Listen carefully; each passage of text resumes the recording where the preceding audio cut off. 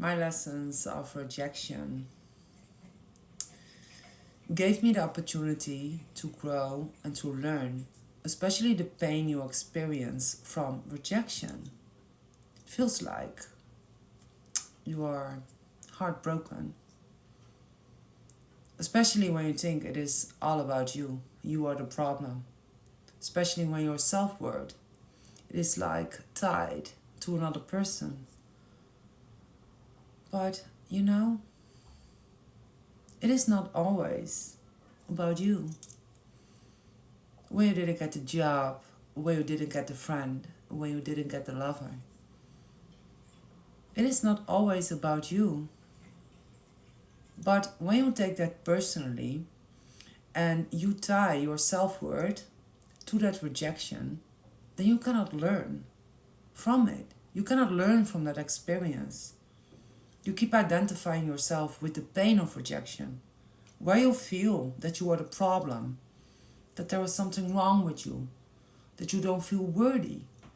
So most of the times, people just reject you because they don't resonate with you.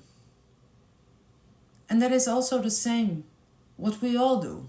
If I don't resonate with someone, I also reject that someone. But sometimes you are rejected for certain behaviors or certain actions towards a person. And when you feel rejected, then you also reject that behavior of yourself. You don't like it. And that person just points out what you don't like about yourself. Because your behavior, it is an external manifestation of what you deep down feel and think about yourself.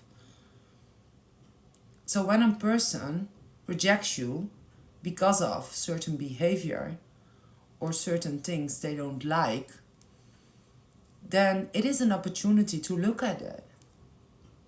And maybe you do like it about yourself. And then it's fine. Then you learn that it doesn't matter what other people think about you. Understand that relationships, they are just reflections of yourself. So for me, the biggest lesson of rejection was knowing my self-worth. Like, if someone rejects me because they don't resonate with me, or someone rejects me because of certain behavior, then I'm still worthy. I still exist. I'm still lovable, even though I have certain behaviors that I don't like about myself. And that is what I've learned. I don't need to be perfect. The more I accepted myself in any given moment, the more I told myself, like, okay, you don't need to be perfect. Not everyone needs to like you. It's okay if people reject you. So the more I became my best friend, the more I practiced self-love, the more I became aware of the things I told myself the moments I got rejected. And it was all negative. Those voices, they were speaking to me like, look, you are the problem. They don't like you. You don't fit in, you don't belong. You don't matter. People hate you, there's something wrong with you. When I really started to notice these voices in my mind, the moments of rejection, I wrote them down and I looked at it. And I asked myself, is this true? No, it's not. That's not self-love. So I started to rewrite them with my own truth. And one of the new affirmations that I started to speak to myself in moments of rejection is, I am worthy. I am worthy. I am worthy. I am worthy, I'm worthy, I'm worthy. My self-worth is not tied to a rejection of another person. And that is really what rejection is all about. Rejection is always about them or about me. I also reject people because I don't like their behavior or I don't resonate with them. And that's the same for other people. And that is what I realized. Rejection is never about me, but when I'm triggered, because I feel that my behavior is a problem, then that is really because I see that behavior as a problem of myself. And there I can do something about it. Not because the other person needs to like me. No, that person just brought me a lesson. That person just brought me growth. Thank you. Also the pain of rejection.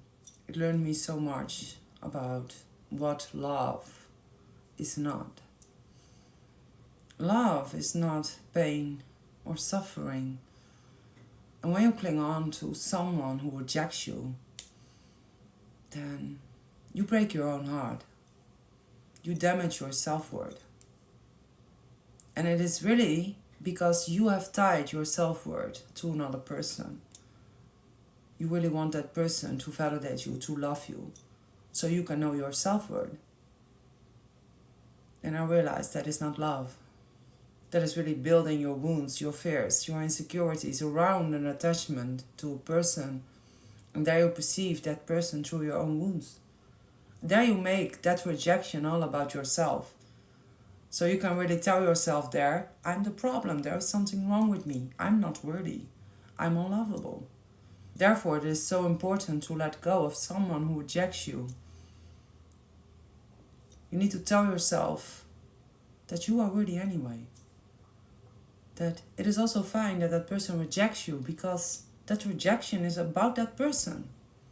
And when they don't resonate with you, or they don't like you, or they don't like your behavior, then that's fine. Then you look at yourself, what is it that I can learn from this? How can I grow from this experience? Really, I had a client 2 weeks ago, and he was talking about a girl rejecting him. And really, I was all into like, oh, you have attracted an avoidant. And he asks a beautiful question. Like, is it all about attracting avoidance? Or is that girl just not into me? I told him, I will think about this question because it's a good one. Because I also watch so many videos about attracting an avoidant. But you know what? Maybe you were just not that person. And that's fine. You know? Think about it.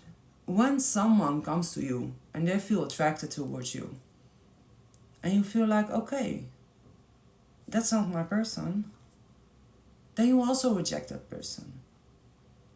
Not because they are a problem, it's just because you don't resonate with them. And maybe you don't even like them. Maybe they don't match your energy or whatever. And that's totally fine. But then, that rejection, it is about you. It's not about that person. And when they feel rejected, then they need to look at themselves. Because then their self-worth is also tied to you. When we look at the bigger picture of rejection, then we can say rejection is what we attract in our lives, right? But rejection is also part of being human. Not everyone needs to like you.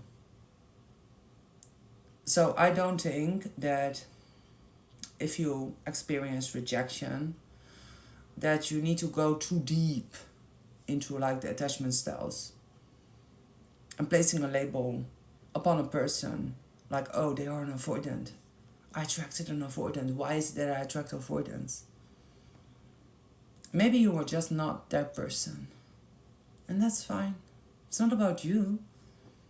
You don't need to change something about yourself when you are yourself. Your self-identity, it attracts realities. So you can choose the realities you resonate with. And that is not someone who rejects you. They are just not a part of the reality you want to attract in life. And that is what you need to accept. But when you hold on to it, you don't make room for the people who are aligned with you, who are resonating with you, who love you for who you truly are. And that is what the lesson is in life. we can choose the realities we want to experience. But we can only attract those realities from our own self-identity. So when you hold on to someone who rejects you and you keep telling yourself like, oh, I'm the problem, I'm rejected, there is something wrong with me, then that's your self-identity. And that's the reason why you don't attract realities where you matter, where you are chosen, where you are seen and loved for who you truly are. So it is painful to let someone go, someone you love, but if they reject you, then that rejection is from them. And you need to honor it. You need to accept it. It is the only way to attract the things you want in life. Because pain and suffering, it is not love. When you want to attract love in life, you need to let go of pain and suffering. You need to stop identifying yourself with it. So, the more you are busy with proving yourself, fixing yourself, becoming someone you're not, just to get that person in your life, then you keep yourself in cycles of self-abandonment. Stop doing that. Choose yourself. When you choose yourself, you choose love. And that's the way.